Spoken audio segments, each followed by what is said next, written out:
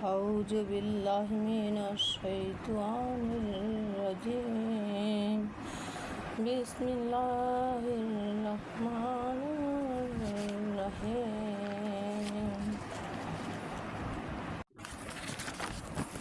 আল্লাহ পাক বলেন ওয়ালাহুল হামদু ফিস সামাওয়াতি ওয়াল আরদ, আসমান জমিনে যা কিছু আছে তারই প্রশংসায় রত।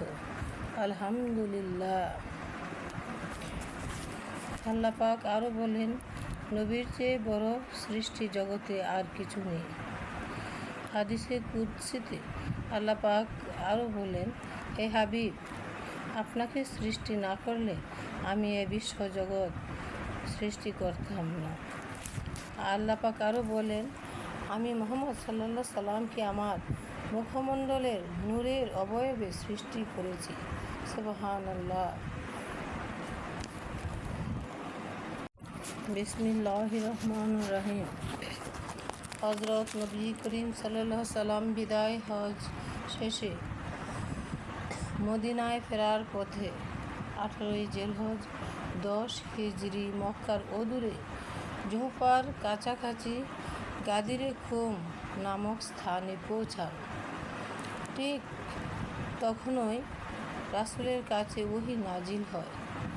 আল্লাহ পাকের মহাবাণী হযরত জিবরাইল আলাইহিস সালাম ব্যক্ত করেন, ইয়া আইয়ুহার রাসূলু বাল্লিগ মা উনজিলা ইলাইকা মির রাব্বিক ওয়া ইল্লাম তাফআল ফামা বাল্লাগতা রিসালাতাহা ওয়াল্লাহু ইয়াসিমুকা মিনান নাস ইন্নাল্লাহা লা ইয়াহদিল কওমাল কাফিরিন। আল্লাহ বলেন, হে রাসূল, পৌঁছায় দিন যা আপনার রব হতে নাজিল হয়েছে, আর যদি তা না করেন তাহলে তা আল্লাহর রেসালত পৌঁছে দেওয়া হলো না। শীঘ্রই আল্লাহ আপনাকে মানব মণ্ডলী হতে নিয়ে যাবেন। নিশ্চয়ই আল্লাহ কাফিরদের হেদায়েত করেন না। আল্লাহ প্রদত্ত নির্দেশ পাওয়ার সঙ্গে সঙ্গে 1,20,000 সাহাবার সবাইকে সমবেত করে মাওলা আলী আলাইহিস সালামের হাত ধরে তাকে উম্মতে মুহাম্মাদীর পরবর্তী অভিভাবক হিসাবে ঘোষণা দেন এবং বলেন, মান কুনতু মাওলাহু ফাহাজ আলিউন মাওলাহু আল্লাহুম্মা ওয়ালি মান ওয়ালাহু ওয়াদি মান আদাহু আনসুর মান নাসারা ওয়া জুলমান খাজালা ফাল ইয়াস হাদিল হাজিরুল খায়রা। তিনি বলেন, আমি যার মাওলা, অভিভাবক, মুনিব, প্রভু, প্রেমাস্পদ। আলীও তার মাওলা, অভিভাবক, মুনিব, প্রভু, প্রেমাস্পদ। হে আল্লাহ, যে ব্যক্তি আলীর সঙ্গে বন্ধুত্ব রাখবে তুমি তার সঙ্গে বন্ধুত্ব রেখো, আর যে তার সঙ্গে শত্রুতা রাখে তুমিও তার শত্রুতার জবাব দিও। এভাবেই গাদিরে খুমে রাসূল পাক সাল্লাল্লাহু আলাইহি সাল্লাম কর্তৃক হযরত আলী ইবনে আবু তালিব আলাইহিস সালামকে ইমামত, বেলায়াত ও খেলাফতের উত্তরাধিকারী হিসেবে ঘোষণার পর হযরত জিবরাইল আলাইহিস সালাম আবার ওহী নিয়ে হাজির হলেন। রাসূল পাক সাল্লাল্লাহু আলাইহি সাল্লাম তার দায়িত্ব পূর্ণ করেছেন। অবশেষে পবিত্র কুরআনে শেষ আয়াত নাজিল হলো। আল্লাহ পাক বলেন, আল ইয়াউমা আকমালতু লাকুম দীনাকুম ওয়া আতমামতু আলাইকুম নিয়ামাতি ওয়া রাদিতু লাকুমুল ইসলামা দীনা। তিনি বলেন, আজ তোমাদের জন্য তোমাদের দিন পূর্ণ করে দিলাম এবং তোমাদের প্রতি আমার অনুগ্রহ সম্পূর্ণ করলাম এবং ইসলামকে তোমাদের দিন ও জীবন বিধান হিসাবে মনোনীত করলাম। তারপর প্রিয় নবীজি সাল্লাল্লাহু আলাইহি সাল্লাম আল্লাহর নিকট এই বলে শুকরিয়া আদায় করলেন, আল্লাহু আকবার, আলহামদুলিল্লাহি আলা আকমালি দিনা ওয়া ইতমানিন নিয়ামাতিন ওয়া রিজাইরা রাব্বি আলা রিসালাতি ওয়া বেলায়াতি আলী ইবনে আবু তালিব। তিনি বললেন, আল্লাহ শ্রেষ্ঠতর, ধর্মকে পূর্ণাঙ্গ করে দেয়া এবং অনুগ্রহ ও নিয়ামত পরিপূর্ণ করে দেয়া এবং আমার রিসালাতের ওপর আল্লাহর সন্তুষ্টি এবং আলী ইবনে আবু তালিবের বেলায়েতের জন্য সকল প্রশংসা ওই মহান রাব্বুল আলামিনের জন্য। মাওলা আলী রাসূল সাল্লাল্লাহু আলাইহি সাল্লামের প্রাণস্বরূপ। সমস্ত তরিকা ও তরিকতের ইমামগণের মূল কেন্দ্রবিন্দু হলেন মাওলা আলী আলাইহিস সালাম। তাঁর কেন্দ্রবিন্দু হলেন রাসূল করিম সাল্লাল্লাহু আলাইহি সাল্লাম এবং রাসূল সাল্লাল্লাহু আলাইহি সাল্লামের কেন্দ্র হলেন স্বয়ং আল্লাহ পাক রব্বুল আলামিন খুদা তাআলা। এভাবেই মাওলা আলীর বেলায়েত জ্ঞানের ধারা কিয়ামত পর্যন্ত চলমান থাকবে এবং সমস্ত ওলি আল্লাহগণের মূল কেন্দ্র হিসেবে তিনি তাদের বেলায়েত জ্ঞান বিতরণ করতে থাকবেন। মাওলা আলী আলাইহিস সালাম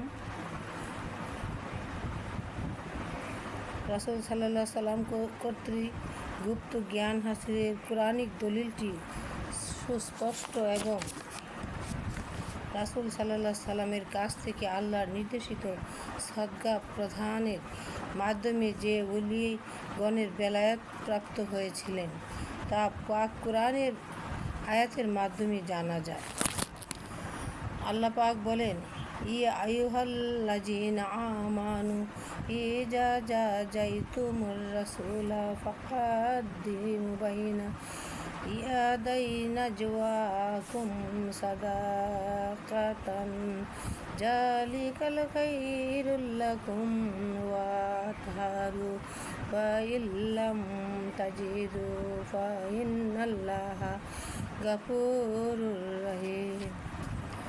তিনি বলেন, হে ঈমানদারগণ, যখনই তোমরা রাসূল সাল্লাল্লাহু আলাইহি সাল্লামের গুপ্ত উপদেশ এলমে তরিকত মারফত ও হাকিকত গ্রহণ করিবে, তার আগে সদকা বা নজরানা প্রদান করিবে। এ তোমাদের জন্য শ্রেয় ও পবিত্রতর।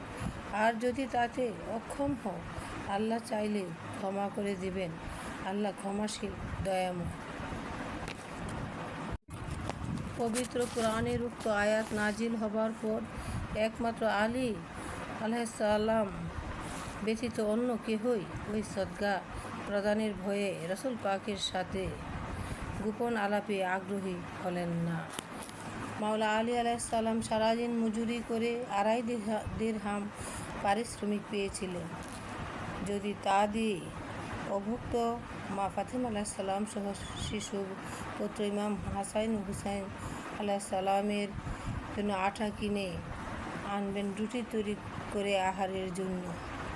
কিন্তু মাওলা আলী পরিবারের পরিজনেরকে অনাহারে রেখেই উপার্জিত 2.5 দিরহাম রাসূল সাল্লাল্লাহু আলাইহি সাল্লামের খেদমতে পেশ করে দেন।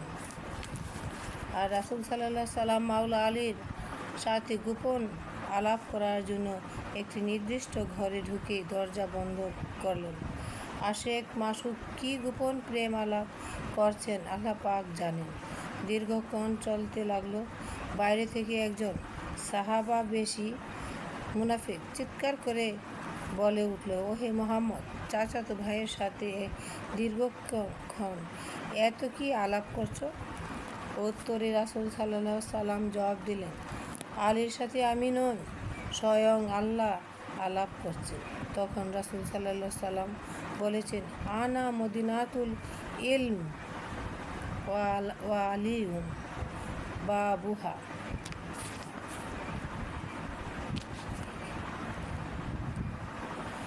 আমি হলাম জ্ঞানের শহর আর আলী হচ্ছে তার একমাত্র দরজা।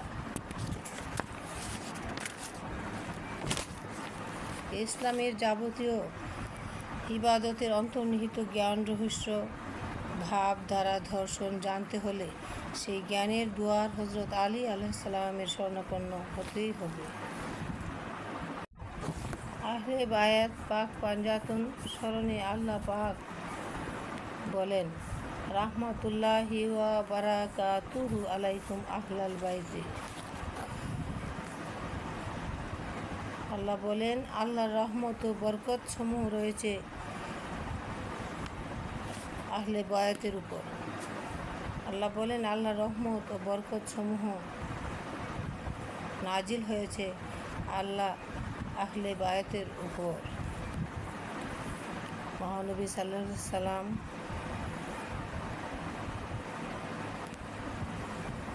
একটি কম্বলে 4 জনকে একসঙ্গে তার পবিত্র মুবারক শরীরের সঙ্গে একত্রে করে ঢেকে দিয়ে আল্লাহকে বললেন যে, এই হলো আমার আহলে বায়াত।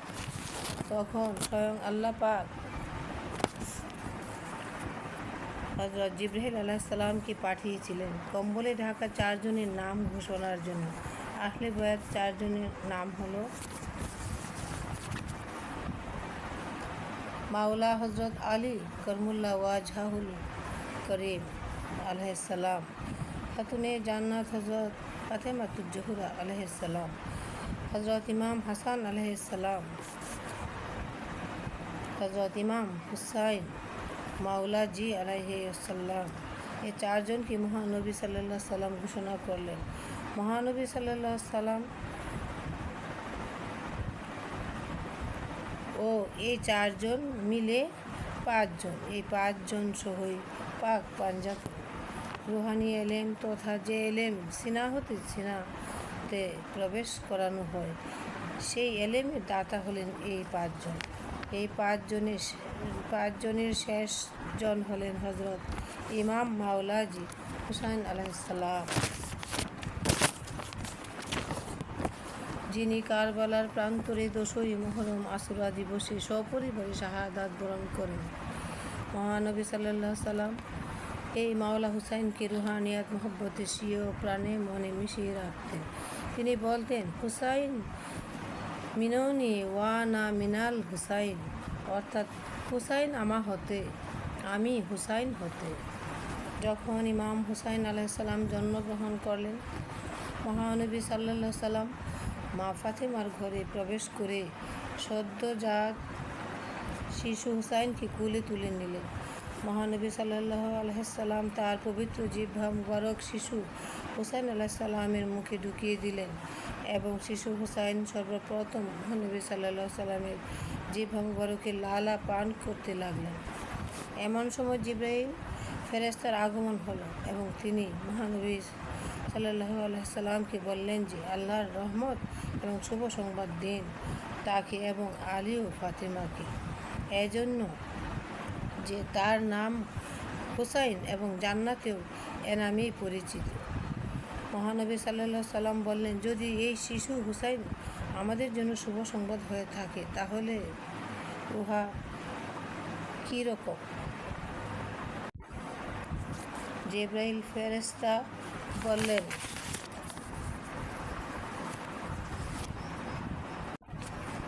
এই শিশু একদিন কারবালার মাঠে তার প্রিয় জনদের নিয়ে শহীদ হবেন। সেই সময়টি হবে একটি বিরাট পরীক্ষার সময়।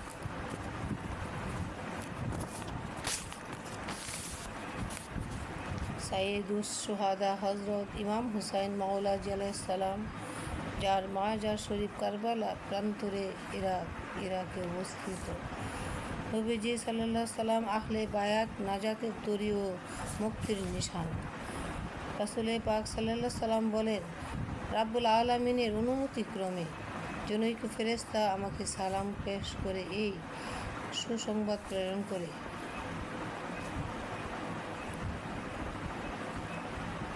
আন্না ফাতিমাতা সাইয়্যিদাতু নিসাই আহলিল জান্নাতি ওয়া আন্নাল হাসানা ওয়াল হুসাইনা সাইয়্যিদা শাবাবি আহলিল জান্নাতি। ফাতিমা সকল জান্নাতি রমণীদের সর্দার এবং হাসান ও হুসাইন সকল জান্নাতি যুবকদের সর্দার। হযরত আলী আলাইহিস সালাম বর্ণনা করেন, নবীজি সাল্লাল্লাহু আলাইহি সাল্লাম বলেন, যখন রোজ কিয়ামত অনুষ্ঠিত হবে তখন আরশ হতে আওয়াজ হবে, হে হাশরবাসীগণ, আপন আপন মস্তক ও দৃষ্টি অবনত করে নাও। ফাতেমা বিনতে মুহাম্মদ সাল্লাল্লাহু আলাইহি সাল্লাম খুনে রাঙ্গানো বসনে ফুলসিরাত অতিক্রম করেছেন। অতঃপর ফাতিমা আরশের পায়া ধরিয়া আরজ করবেন, হে পরওয়ারদিগার এ আলম, তুমি সত্যিকারের সুবিচারক। তুমি আমার কলিজার টুকরা হুসাইনের হত্যাকারী ও আমার মধ্যে হুকুম জারি করো তুমি। মা ফাতেমা আরও বলেন, আল্লাহর কসম, সেদিন আল্লাহ আমার আরজির পক্ষে ফয়সালা করিবেন। অতঃপর ফাতেমা আরজ করলেন, হে আল্লাহ অতঃপর ফাতেমা আরজ করবেন, হে আল্লাহ, যেসব লোক আমার হুসাইনের মুসিবত স্মরণ করে কাঁদে, আমাকে তাদের শাফায়েত মুকাররম করো। আমিন। আল্লাহ বলেন, হাবাত তাআলা কাবরিল হুসাইন ইবনে আলীন ইয়াউমা উসিবা সাবউনা আলফা মালকিন ইয়াবকুন আলাইহি ইলা ইয়াউমিল কিয়ামাতি। যেদিন ইমাম হুসাইন আলাইহিসসালাম ইবনে মাওলা আলী আলাইহিসসালাম শহীদ হন, সেদিন তার কবর শরীফে ৭০,০০০ ফেরেশতা নাজিল হয়। তারা কিয়ামত পর্যন্ত ইমাম হুসাইন আলাইহিসসালামের মুসিবতের কথা স্মরণ করে কান্নাকাটি করতে থাকবে। আল্লাহ মালিক পরওয়ারদিগার। আল্লাহ গনি, আল্লাহ কাদের গনি, আল্লাহ কাদের।